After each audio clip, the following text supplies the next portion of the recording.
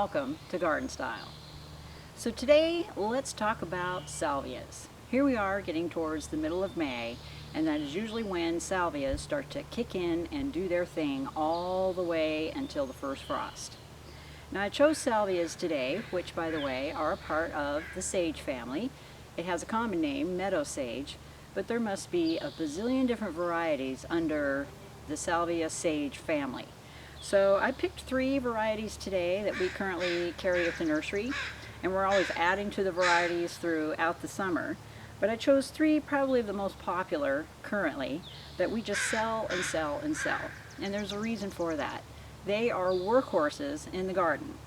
Now, with salvias, you can get annual salvias or you can get a perennial salvia. A lot of perennial salvias can be somewhat, what would you call it, cold sensitive, and then there are others who are just stalwarts and will just be coming back year after year after year. So I'll cover the zones that they're most hardy in, but we grow them for their flowers, their endless flowers all summer long. And the very first one I'm going to start with is probably a mainstay in the garden, and that is Salvia May Knight. Now the May Knights will get about 2 feet tall, and as you can see in the picture in the corner down there, they are amazing. There's this beautiful like violet blue color, and it is a hummingbird bee magnet once you get them planted. I have seen bees just all over these. So if you're trying to attract more bees to your garden, this is one of the best plants you can put in the garden, let alone for its color. Now salvias require full sun. There's a couple of varieties here who can handle a little bit of part sun, but for the most part they do the best in full sun. They also demand good drainage, just like a lavender. Just think of a lavender taking some of the same kind of requirements the sage does too. Now sage, being they are a part of the sage family, meadow sage so to speak, you'll notice their stems are kind of square. And that's the best way to tell a sage, as well as mints. A lot of them have the little square stems. So it is a member of the herb family. And a lot of times their leaves are very aromatic. And a lot of you are probably very familiar with your culinary sages, and that's a woodier type of sage that you can use for cooking, but these are used primarily for how they look. Now when you go to plant sage, I recommend not buying just one plant. Buy 3 to 5 to 7 plants and create a drift, and it makes the best statement out in the garden. I've probably purchased 3, maybe 5 of each plant here. There's some really hot, sunny areas in my garden that I want to place them in, and they do quite well.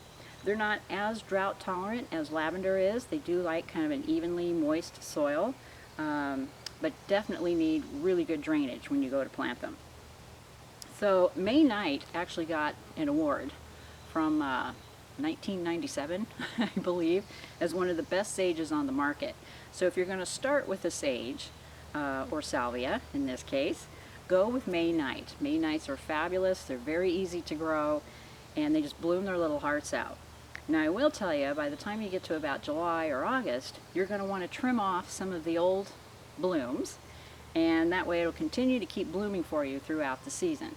I have seen the May Knight salvias bloom 3 to 4 times during the summertime if you just keep deadheading off of all the old flowers off the plant. So May Knight, and then another favorite that has come onto the market, and this is called Hot Lips. And it's a beautiful red color. Now what happens with the Hot Lips salvias is usually during the cooler temperatures, like the very early spring, when they start to bloom, they're going to be a solid red like what you see here. But as the temperatures start to warm up during the summer, you're going to start to see some of the succession of flowers coming out in red and white, as you'll see in the picture in the corner. Thus its name, Hot Lips.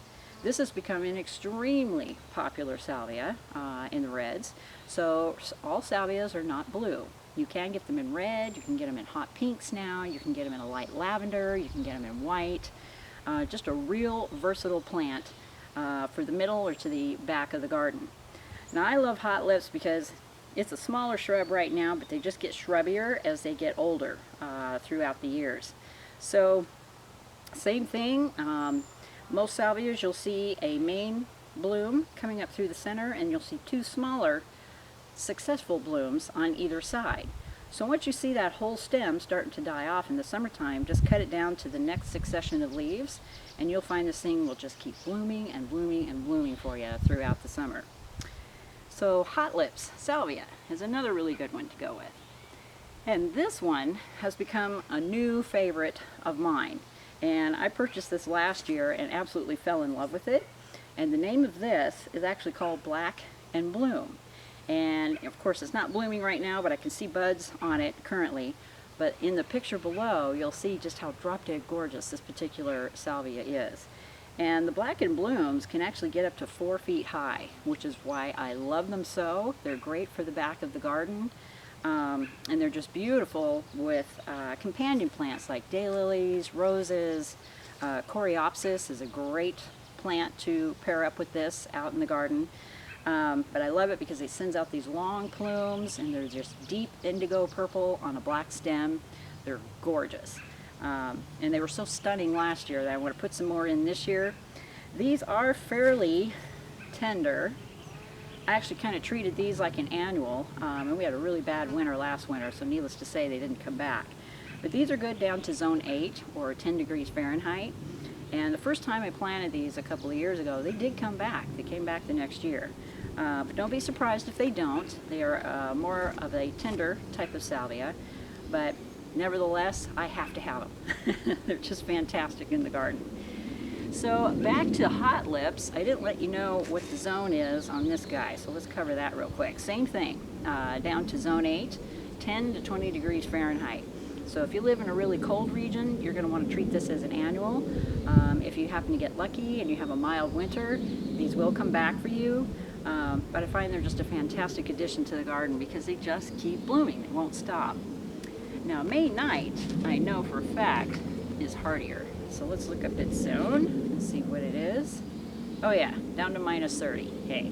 So that's one of the main reasons it's gotten the awards that it has, other than the fact that it just blooms its little heart out all summer long.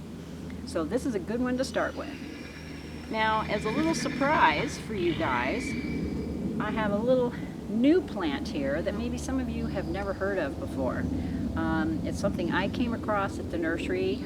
We have vendors coming into the nursery all the time, and they'll open up the back of their truck, and we get to see a lot of new varieties that we would like to introduce to the nursery. And so I saw this guy sitting in the back of the truck last week. This is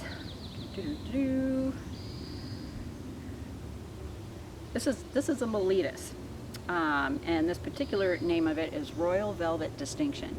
And I'll give you a close-up picture in the corner down there as to what the flowers look like, but they're almost like an orchid flower. They look real similar to an orchid in a purple and white, and they're beautiful. But the really cool thing is their leaves are highly fragrant. Very fragrant leaf, and this is a fun little plant to plant, probably in part sun, part shade. They do well with a little afternoon shade so that their little leaves don't burn. But they have a slightly furry leaf to them. You can actually kind of feel the fur on them.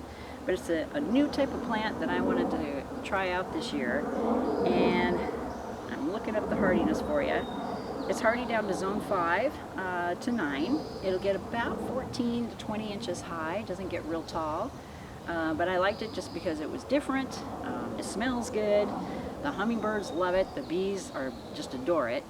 And I'm always looking for new ways to attract our pollinators into the yard. But I just wanted to throw this in at the end. It's not a sage by any stretch of the imagination. And it has a common name called bastard balm. Where they got the name from, I don't know. But I know in some types of ointments, that sort of thing, it has medicinal qualities as well. So this particular plant, Royal Velvet Distinction, Mellitas, by all means look it up or see if you can find it in your local nurseries. I wish nurseries would carry more and more of these unusual type of plants because they do very well where I live anyway, up here in the Northwest. And they actually come from a part in New England, and they almost became extinct just due to the fact they were taking out a lot of its own wilderness that it was trying to grow up in. And these will have a tendency to reseed themselves. They're not real aggressive reseeders. If they're in the perfect environment, they will reseed themselves. But just a fun new little plant that I just wanted to add on to the end down here and introduce you guys to it. So here we are in the middle of May.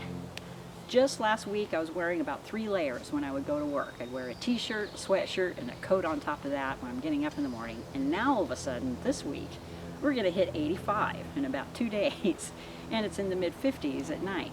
So of course, needless to say, the spring fever has hit.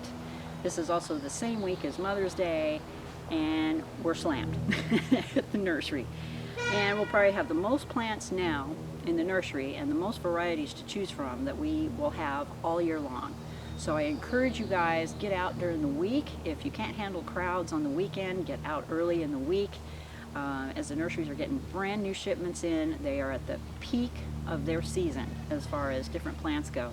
So by all means, go in, look for your salvias, look for your Mellitas, Royal Velvet Distinction, and of course anything else that happens to catch your eye, and let's get planting. May is the time to get busy. All right, you guys, of course, if you have any comments or questions, you can leave them in the description box down below, or you can get a hold of me at gardenstylenw.com or on my email at gardenstylenwest@gmail.com. So a little blurb at the end here. I encourage all of you to just take a little time and notice the different personalities your garden takes on in the mornings. That's some of the film that you're going to see here at the end of my video, and how different it can look also at night. I find early in the morning at about 9 o'clock and in the evenings around 6:30 are 2 of my favorite times of the day, as you're starting to see the shadows from the sun rising or shadows from the sun setting, and it just sets the garden in a whole new scene. And just take a few minutes and enjoy that. As we all know, these are fleeting moments at this time of the year that just seem to come and go so fast. So take a little time out, grab a cup of coffee, and enjoy your garden, especially after all the hard work you guys are putting into it. Another milestone for me, I hit about 10,000 subscribers a couple of weeks ago, and I just wanted to send a shout out to all of you. Thank you for tuning in. I hope to keep you inspired and keep introducing new plants for you, and I certainly appreciate all the fabulous comments that I've heard. Keeps me going, especially on those days where you just don't feel like doing it and you're like, no, I've got these fabulous new plants that I so want to talk to you guys about. So keep the comments coming, and of course, you have a friend or a neighbor who you think could benefit from the information that I'm giving to you on these videos, by all means share it. Meanwhile, hopefully you are out there getting your hands dirty, and a great video is coming up here in a couple of days. I'm waiting for a couple more shipments to come in, and you're going to get the grand tour of the nursery and what we look like in our peak season. All right, you guys, stay out there, stay gardening, and we'll talk soon. Bye for now.